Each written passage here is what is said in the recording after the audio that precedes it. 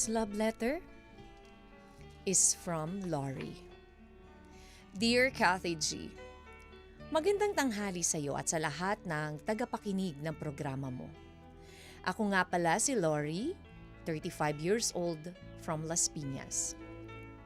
Naisip ko magsulat sa iyong program dahil ilang beses ko na ring narinig ang iyong tinig habang bumabiyahe kami ng aking pamilya. Kathy, ang kwento kong ito ay tungkol sa aking mga kaibigan back in 2015. Pero uunahan ko na kayo, hindi masyadong maganda ang kinahinatnan ng aming kwento. Nakilala ko sina Jerica, Ryan, Alice at Paul sa isang marketing agency sa Makati noong 2015. Naging close kaming 5 noon dahil kami-kami lang halos sa aming department. Madalas kaming lumabas tuwing break, magkwentuhan at magchismisan.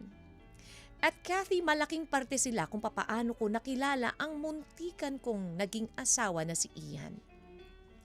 Hindi masyadong katangkaran pero pogi, maganda ang katawan at malamodel ang kinis ng mukha. Yon si Ian. Parte rin siya ng aming department, Kathy, at matagal na rin siyang kilala nila Jerica, Ryan, Alice at Paul. Pero dahil madalas siyang nasa fieldwork at nasa ibang lugar tulad ng Cebu at Davao, hindi ko agad siya nakilala ng lubusan. Pero nung naglaylo ang fieldwork, doon na ako nagkaroon ng chance na makilala siya ng mas malalim pa. Dahil na rin sa madalas na get-together ng aming department ay naging magkakaibigan na rin kami ni Ian. At Kathy, long story short, to make the story short, nagkamabutihan kami ni Ian. Nang dahil rin sa tuksuhan at asaran ng barkada namin ay naging kami nga. At nagtagal ang aming relasyon for almost 4 years. Kathy, umabot sa punto na inaya na ako ni Ian na magpakasal. At umuo naman ako. Kathy, umabot sa punto na after 2 months ng aming engagement, nag-set kami ng date para sa pamamanhikan. April, Kathy, yon, at para nga akong na-prank sa mga pangyayari dahil hindi ako sinipot ni Ian sa pamamanhikan. Naghintay ang pamilya ko pero ni Anino ni Ian at ng kanyang pamilya ay hindi man lang nagpakita sa restaurant kung saan kami dapat magkikita. Nag-alala ko, Kathy, dahil baka may nangyari na sa kanila, pero ni sagot o text ay wala akong nakuha. Hindi ko kinaya ang sakit, Kathy. Kaya naman nag-resign ako sa trabaho para maiwasan kong alalahanin ang aming pinagsamahan sa opisina. Kahit na ganun, Kathy, makailang beses kong tinanong ang mga barkada namin na sina Ryan at Alice kung nagpakita ba sa opisina si Ian.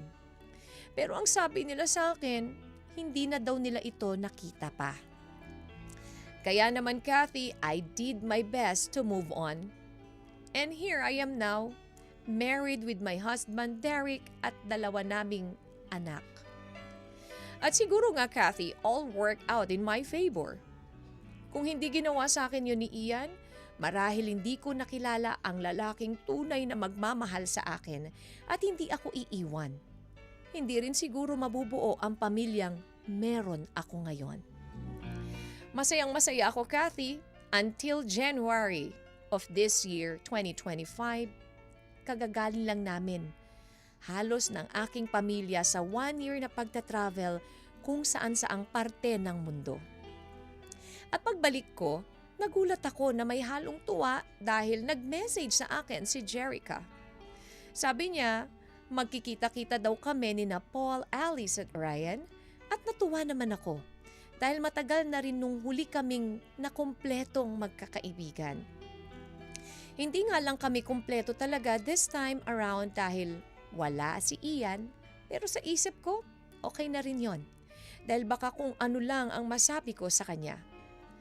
Pero Kathy, ang akala kong masayang pagkikita namin ay napalitan ng lungkot, galit at pagkadismaya. Inamin sa akin ng aking 4 na kaibigan na alam pala nila noon na hindi sisipot si Ian sa pamamanhikan. Ang sabi pa nila, unang taon pa lang namin na magkarelasyon ay ayaw na talaga ni Ian na ipagpatuloy ito. At ang dahilan ni Ian, may ibang hanap siya, Kathy. Iba, as in lalaki ang gusto niya. Ang daming tanong na tumakbo sa isipan ko habang sinasabi nila ito, Kathy. Kinwestiyon ko ang 4 na taon na pagsasama namin ni Ian. Pero ang mas masakit sa akin, Kathy, ay ang paglilihim na ginawa sa akin ng aking mga kaibigan. Hindi ko lubos maisip kung bakit nila ito nagawa sa akin.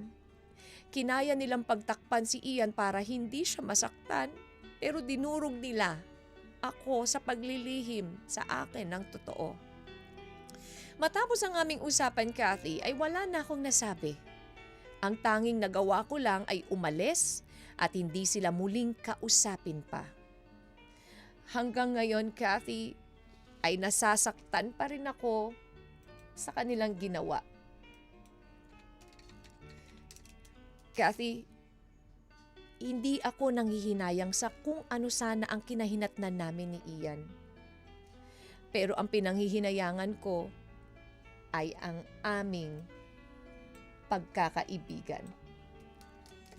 Pero sa totoo lang, Kathy, hindi ko nga rin maiwasang isipin na baka hindi naman nila ako itinuring na totoong kaibigan. Ano ba talaga? Hanggang dito na lamang, Kathy, ang aking sulat. At maraming salamat sa lahat ng nakinig. Sana ay hindi nyo kailanman maranasan ang naranasan ko sa aking kaibigan.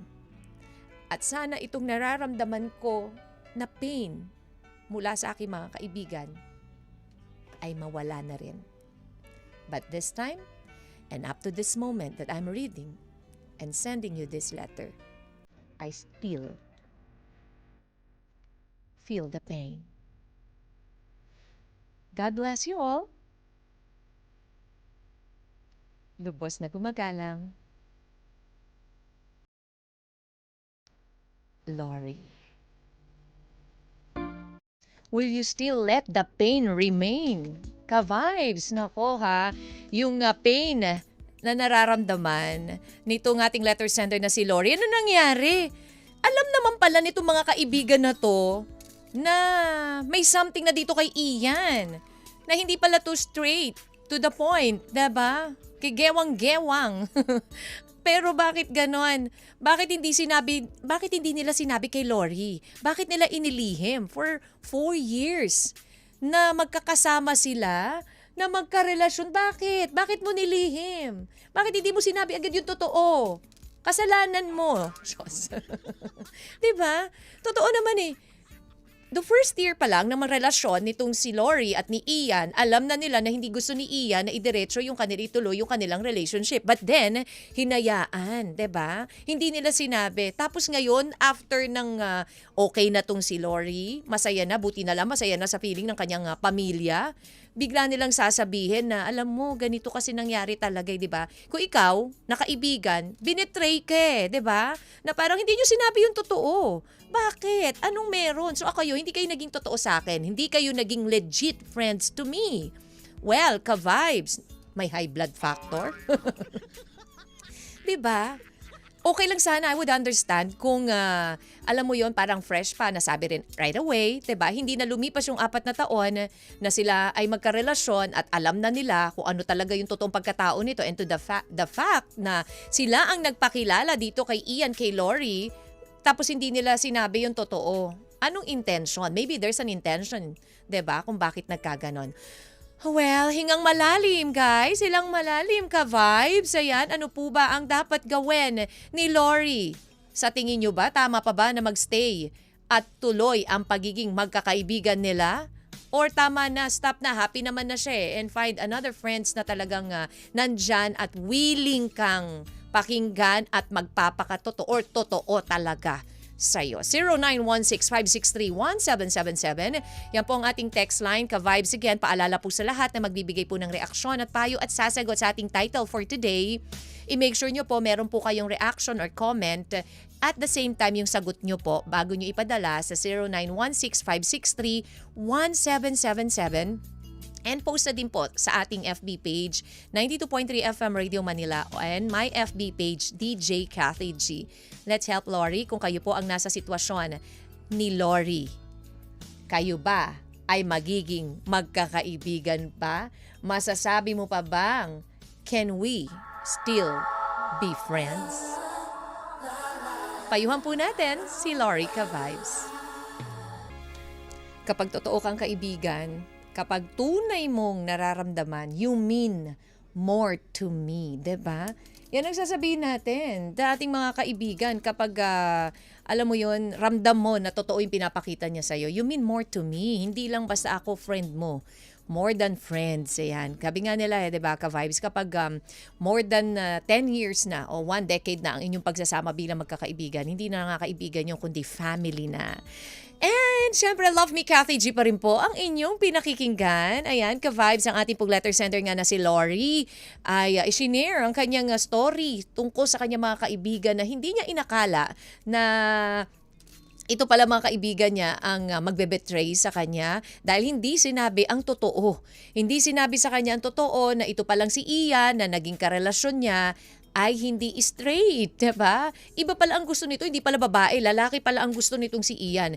Alam na nila na 1 year pa lang na hindi na gusto ituloy ni Ian yung relationship nila. But then, wala nagsabi, out of 5 silang magkakaibigan. Or 4, wala man lang nakaisip man lang sa kanila, wala man lang nakonsensya na aminin na natin yung totoo kay Lori. Diba, lahat sila naglihim, lahat sila nagkasundo eh. So sino ba naman itong si Lori na hindi magkakaroon ng sama ng loob? Although, she's happily married na, masaya na ang buhay niya, maganda na ang buhay niya, nagta-travel around the world O, saan ka pa? Kaya naman, ito lang, nung nagkita-kita sila, dun lang inamin. Diba? Anong purpose? Anong reason behind? Bakit hindi sinabi ang totoo sa kanya? Alam niyo mga ka-vibes, ayon po sa pag-aaral ng Notre Dame professor na si Anita Kelly, sinabi niyang the more na mas disente tayo ay the more na madali tayong lokohin ng mga manipulator o controller na tao. Kapag honest ka na tao, ang tendency ay honest din ang tingin mo sa ibang tao. Kapag dishonest ka naman o sinungaling, ang tingin mo sa ibang tao ay dishonest din. So nagkakatagpo yung mga magkakapareha ng ugali, ganun. So di ba? Oo nga naman, kapag ikaw honest kang tao, so tingin mo sa kanila trust, mapagkakatiwalaan din sila, di ba? Kasi syempre kapag ikaw maganda yung kalooban mo, hindi mo iisipin dun sa taong yun na hindi maganda yung kalooban niya eh. Because yun yung circle na pinili mo, di ba? Yun yung circle na ine-embrace mo. So kaya ganon. But then ito nga ang nangyari dito kay Lori, in-embrace niya itong kanya mga itinuring na kaibigan pero iba pala ang ginawa sa kanya.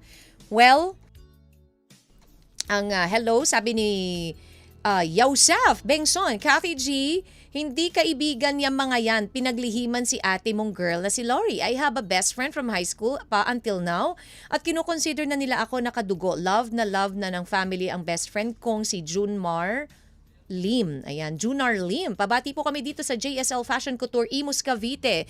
Ayan, totoo naman, 'di ba? Yung best friend mo, part na talaga ng family yan eh.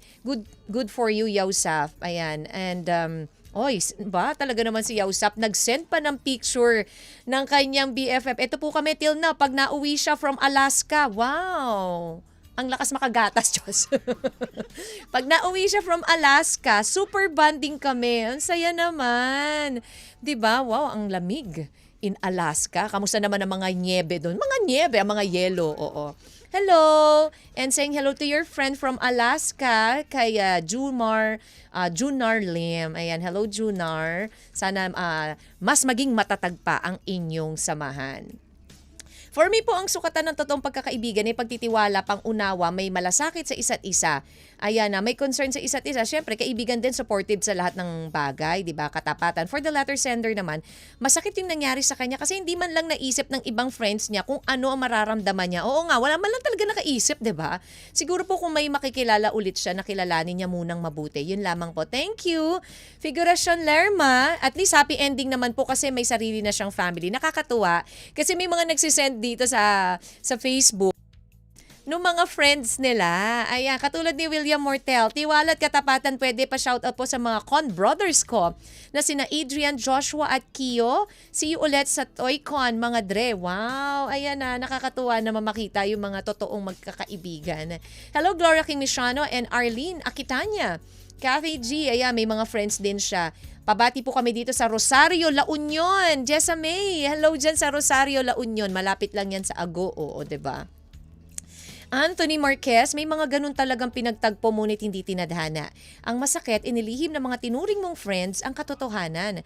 Mainam na nga raw na lumayo sa kanila. Siguro mas isipin mo na lang, may masaya kang pamilya ngayon. Anthony na lang makakapagpahilom niyan. Oy, talaga ba? Thank you, Anthony. And hello, ma'am. Good afternoon po ulit. Shoutout po kami ulit dito sa Pantoja Bakery. Hello po sa inyo dyan sa Pantoja. At ang mga panadero at panadera dyan, kamusta kayong lahat? Ayan, nakikinig po kami ha. Know what po, natawa kami. Kasi lalaki pala gusto ni Ian. Shoutout na din po kila Kuya Blas Perez, Reynante Perez, Renz Buscagan, Jenny Pagara, and thank you. Then payo ko lang po is kalimutan na lang niya si Ian na nanakit sa kanya, lalo na po yung mga kaibigan niya na lihim na nagtago ng totoong katotohanan tungkol kay Ian. At maging masaya na lang sa family niya. Actually, she's very happy with her family na meron siya ngayon dahil ba nagta-travel pa sila around the world, diba? Around the world. Darwin Rosel, tiwala at kapatiran lang yan, sapat na. True naman dyan. Juan Miguel Gamutia, Tragic Vendetta. Ay, may mga ganyan. And this one, coming from Erwin, ang tunay na sukatan sa pagkakaibigan ay tiwala nyo sa isa't isa. Ang palagi ang talastasan ang isa sa sangkap upang maging mas matibay. Ito, kaya't kahit busy ang Solid Catmac official group, oo naman, kamusta sa inyong lahat, ay nananatili pa rin ang aming pagkakaibigan. Kina Ante Wakian, Waki, how are you na? Jerry Lipata, Cassandra, Farj Israel, Teresa Sabado, and the rest of the gang. Kamusta kayo for Lori? Tuloy nyo na lang po ang friendship nyo. Sayang lang ilang taon na pinagsamahan nyo. After all, baka ang totoong intention nila, kaya nila nagawa yun, ay proteksyonan ka kay Ian. Kasi baka may dark side itong si Ian pag nagagalit na nanabunot, Chos. Ganyan. O di kaya pag may kasama kang lalaki, jojowain niya, sige ka. But seriously, nakakatampo yung ginawa nila. Pero wag ka na magtanim ng galit. Pag may galit ka dyan sa puso mo, ikaw din na magdadala niyan. Exactly. Kaya magpatawad ka na po ha. Hindi man maibalik ang dati, magsimula na lang kayong gumawa ng panibagong mga alaala. Wow. Well said, Erwin. Thank you so much. At syempre sa lahat pa rin po na mga nakarelate sa story ng ating letter sender na si Lori Ka-Vibes. Smile ka na lang dyan. O, isipin mo na lang na at least, konti man ang kaibigan mo, pero totoo sila sa'yo. Huwag bibitiw, magbabalik po ang Love Me, Kathy G, dito lang sa 92.3 FM Radio Manila, your favorite music radio, Ka-Vibes, favorite. 92.3 FM Radio Manila, your favorite music radio, Ka-Vibes, friends and lovers. Yun nga yan, diba? Sabi nga nila, ang magkakaibigan ay para ring mga lovers yan, diba? The same lang, katulad nga na sinabi ko kanina, parang the same approach lang, but merong konting difference. Of course, iba rin kapag mahal mo yung isang tao na talagang kayo ay magkasama sa isa't isa. Iba rin yun, diba? Pero yun ding, yung namang friends, yung friendship, yung turingan nyo, yung love na pinapakita mo, yung pagkikare and everything is just the same with your partner. Ayan, ako po ang ating pong letter sender pa rin na si Lori na isinare ang kanyang story na meron pantampo meron pang pain siyang nararamdaman matapos ngang, alam mo yun, na parang hindi sabihin sa kanya ang totoo, nagkaroon siya ng pain ng dun sa friendship yung friendships niya, ayan, na mga kaibigan niya, ayan na hindi sinabi ang totoong pagkatao ni Ian na hinayaan pa na 4 na taon na magsama sila, na maging umabot pa sa point na magpapakasal. Buti na lang hindi natuloy, 'di ba? Hindi inamin ni hindi inamin ni isa man lang doon sa mga friends niya, walang umamin kung ano talaga ang totoo, 'di ba? So para nagkasundo silang lahat na wag sabihin kay Lori ang totoo. But then, wala nga lihim na hindi nabubunyag, kaya lumabas pa rin ang katotohanan nung inamin nila ito kay Lori na ganito ang nangyari. Of course, sino ba naman matutuwa, 'di ba? Kalma lang, Miss Cathy, wag high blood, sayang ang ganda, totoo naman. Lori, hindi sila tunay na kaibigan na bakit pa naglihim? Masakit 'yun sobra. Hayaan mo na lang sila. Sabi ni Maureen Aba. Thank you, Maureen. Ang totoong kaibigan na yung nandyan palagi, whether good or bad, siguro ngayon be happy ka na lang. Nangyari na focus ka na lang sa family. Sabi ni George, dapat na po. Ayan. Helen Argente, para sa akin thankful ka kasi at least huli mo nang nalaman na ka-move on ka na. Hindi sila mga true friends. Accept mo na lang na biktima ka para maibsan ang pain na nasa iyo. Charge to experience and great lesson to learn. Ayan. Thank you, Helen Argente. Ayan, may mga ganun talaga na pinagtagpo ngunit hindi tinadaan. Ang masakit, inilihim ng mga tinuring mong kaibigan ang katotohanan. Mainam na ikaw ang lumayo sa kanila. Siguro mas isipin mo na lang na may masaya kang family ngayon. Anthony po, ayan. Thank you, Anthony. And Jojo Jose, isang mapagpalang at magandang hapon sa iyo, Cathy G. Ayan, at sa lahat po ng mga ka-vibes nakikinig ngayon, masakit ngang isipin na yung mga inaakala mo na mga tunay mo na kaibigan ay parang ipinagkanuluka o ang naglihim sa'yo. Parang pinagkaisahan ka, masakit nga, pero sa isang banda, maganda din naman nalaman ng tunay na mga katauhan ng mga akala mong kaibigan at bestie mo. Ang masasabi ko lang sa letter sender, tumingin ka sa paligid mo, meron ka pa din ibang mga kaibigan na hindi mo lang sila nabibigyan ng attention, na sila pala ang tunay mong friends na handang dumamay sa'yo. Maraming salamat, Cathy Jean, more power. Sabi ni Jojo Jose ng San Dionisio, Paranaque. Salamat po, Mr. Jojo Jose. And ang title, Huwad na Kaibigan. Oh, wow, 'di ba? Ayan. And this one naman, sabi ni... Ayan, nako po, ang daming mga kaibigan na ganyan, Cathy G, no? Akala mo ay totoo pero nagpapanggap lang na kaibigan dahil may ibang intensyon sa'yo. Ayan, nako, kaya po maging maingat ha sa pagpili po ng kaibigan, sabi ni Jessica. Ayan, thank you, Jessica. At maging mapanuri, Cathy G. Sabi naman ni Jerry, ako po minsan na ako nagkaroon ng kaibigan pero yung pala, traidor. Binabackfight ako kapag nakatalikod ako dahil iba ang intensyon niya sa akin. Naku po, marami naman po talagang mga ganyan, hindi natin maiiwasan. But then, nasa sa atin na lang po, 'di ba? Basta maging mabuting tao. Ayan. Thank you, Ka-Vibes. Thank you pa rin po sa inyo po mga payo na ipinapadala para po sa ating letter sender na si Lori. Ka-Vibes. Alam niyo po ba na kapag nakaramdam tayo ng betrayal, ang nangyayari, nasasaktan tayo dahil sa sinadyang gawain ng mga taong pinagkakatiwalaan natin. At ito yung ito daw ay maaring manggaling sa iba't ibang aksyon, tulad ng pag-share ng inyong private conversation, hindi pagsuporta ng iyong kaibigan, ng iyong mga tagumpay, 'di ba? Pagtanggi o hindi pagsusorry ng iyong kaibigan kapag may nagawa siyang mali, kapag kinaibigan ka lang dahil convenient sa kanya. Naku po marami pang uri ng betrayal, kaya naman mahalaga na laging mag-reflect at alamin ang tunay na katangian na gugustuhin nating kaibigan. Naku, kapag meron dyan sa mga binanggit ko, naku po, iba na red flag na yan, Ka-Vibes. Kaya choose your friend wisely ba? Parang boboto lang? Oo. Magbabalik po ang Love Me, Cathy G. At sa pagbabalik ko po ating final advice for Lori. Kaya walang bibitiw. Ka-Vibes, tuloy lang ang tugtugan. Dito lang sa 92.3 FM Radio Manila. Your favorite music radio. Ka-Vibes, favorite. Love.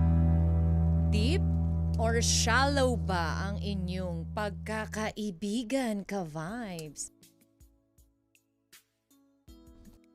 Parang dito sa ating letter sender na si Lori, medyo shallow ang kanilang friendship dahil, 'di ba? Paano nangyari? Paano nangyari na sa 4 na taon hindi nasabi sa kanya na kung ano ang totoong pagkatao ni Ian? Kung kailan pa naka-move on na siya, kung kailan na nakahanap na siya ng kanyang family, sariling family, happily married na. Eto't bigla makikipagkita sa kanya mga friends at sasabihin ang totoo kung bakit hindi sumipot si Ian doon sa pamamanhikan, kung bakit ganun na nangyari sa kanilang relasyon, 'di ba? Pero for Lori, ang sakit isipin na niloko siya, binitray siya nung kanyang mga kaibigan. Pero ka-vibes, ayan na, maraming salamat po sa lahat na nagbigay at nagpadala po ng payo para sa ating letter sender na si Lori. Si Lori na nasasaktan sa ginawa ng mga kaibigan, yet eto, masaya pa rin naman ang kanyang pamilya. Doon na lang niya binawi na masaya naman, Kathy G. Buti na lang, happily married ako at masaya ako sa piling ng asawa ko ngayon. Hindi tulad nitong si Ian na nagtago sa palda ng nanay niya. Ayan, ang tunay na pagkakaibigan, kapag dumating yung araw na nangangailangan ka, lagi silang nandyan. Di yun kapag meron ka lang, dun lang sila nakakasama. Sabi ni Felmore Aquino. Thank you, Felmar Aquino and William Mortel. Yung sila man, ayan, nanlilibre, ganon, oo. Thank you, William Mortel. At sa lahat po na nagbigay again ang payo for, again, Lori, thank you so much, ka-vibes. And alam nyo, ang pagkakaroon ng totoo at tunay na kaibigan ay isa sa mga magandang investment sa ating buhay. Kaya kapag nakatagpo ka ng tunay at totoong kaibigan, alagaan mo ito at i-treasure. And for you, Lori, masakit at mahirap man kalimutan ang ginawa sa'yo ng mga friends mo, still learn to forgive. Mas maganda pa rin yung kahit ginawang ka ng hindi maganda ng kaibigan mo, still pinakitaan mo pa rin sila ng kabutihan dahil ang magdadala ng guilt ay sila at hindi ikaw. Pero tatandaan mo rin lagi, at dapat lagi ka maging mapanuri sa iyong mga kaibigan at maging maingat sa pagpili nito. Of course, dahil ang isang ahas, nagpapalit lang ng skin yan, but still, ahas pa rin. Thank you so much for sharing your story with us, Lori. At dun sa mga gusto pong mag-share ng kanilang story, mag-email lang po kayo sa lmtkathyg@gmail.com or mag-PM po sa 92.3 FM Radio Manila. That's our FB page or my FB page, DJ Kathy G. Ayan. Thank you, ka-vibes, for keeping me company hanggang bukas. Magkarinigan po ulit tayo dito sa Love Me, Kathy G. Isulat nyo lang po ang inyong mga gustong i-share na story sa amin. And, syempre, ang atin pong title for today, paulit-ulit ko pong binanggit yan, ay walang iba kung hindi pamamanhikan. Ayan, dahil ang pamamanhikan po ay hindi sinipot nitong si Ian. Pamamanhikan niya dapat supposedly kay Lori. And we have a winner! Congratulations to Anthony Marquez ng Malolos City. Wow! Congratulations to you. Ang sagot niya ay pamamanhikan. Aba, ang aga niyang nakuha ang ating title for today. Ayan. Maraming salamat again and congratulations, Anthony Marquez. Tuloy lang din po ang inyong paghula, ka-vibe, sa ating title para kayo naman ay magkaroon ng chance na manalo ng 500 pesos. Ayan, ka-vibes, tuloy lang po ang tugtugan. Of course, antabayanan nyo po, susunod na ang Banana Crew. Makakasama nyo po DJ Jaiho and DJ Kim Chorva para pasayahin ang inyong merienda. Dito lamang po yan sa 92.3 FM Radio Manila, your favorite music radio, ka-vibes favorite. Love